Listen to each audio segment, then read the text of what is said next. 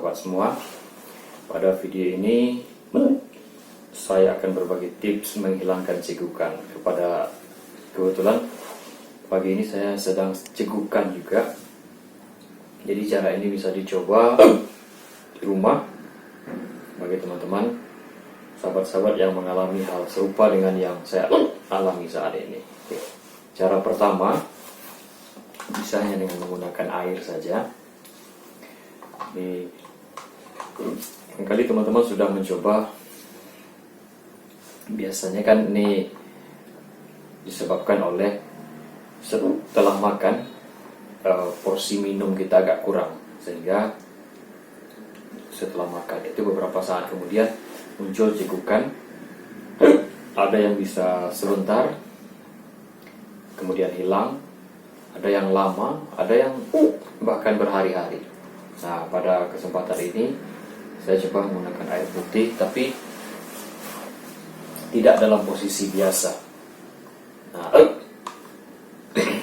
cara minumnya barangkali teman-teman sudah mencoba dengan menambah meminum air, tapi tidak juga berhasil. Ternyata caranya ketika kita minum dalam posisi biasa seperti ini, cegukan tidak akan hilang.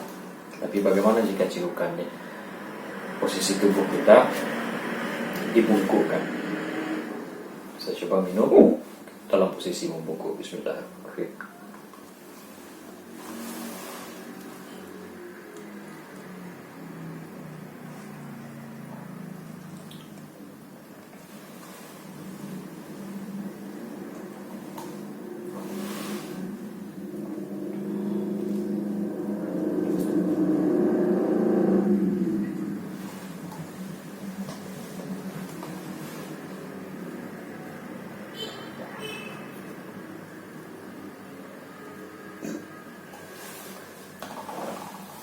Lebih kurang caranya seperti itu. Bagaimana menghilangkan cegukan pada saat cegukan itu terjadi pada diri kita, baik itu sesudah makan maupun tanpa sebab. Nah, barangkali cara ini bisa dipraktekkan di rumah. Nah, ya kan, saya tidak muncul lagi cegukannya. Mudah-mudahan ini bermanfaat. Tapi masih ada cara kedua. Cara kedua yaitu dengan menggunakan kantong kresek, bukan kantong kresek ya, kantong kertas.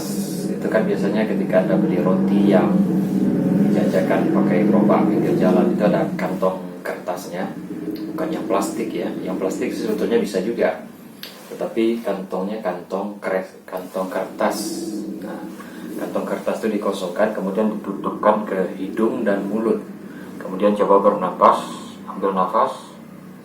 Kemudian artinya kita bernapas dengan nafas kita yang sudah ada di dalam kantong tersebut. Tujuannya adalah, ternyata secara ilmiah karbon dioksida yang kita hirup itu bisa mengendorkan otot diafragma kita yang sedang tegang. Nah, itu penyebab cegukannya. Saya baca. Jadi ketika karbon dioksida masuk lagi ke dalam tubuh kita, maka otot diafragma kita melemah, kendor lagi, sehingga cegukannya bisa hilang. Nah, itu dua cara. Bagaimana caranya menghilangkan cegukan, baik itu sesudah makan karena kurang minum atau di saat-saat tertentu tanpa penyebab apapun.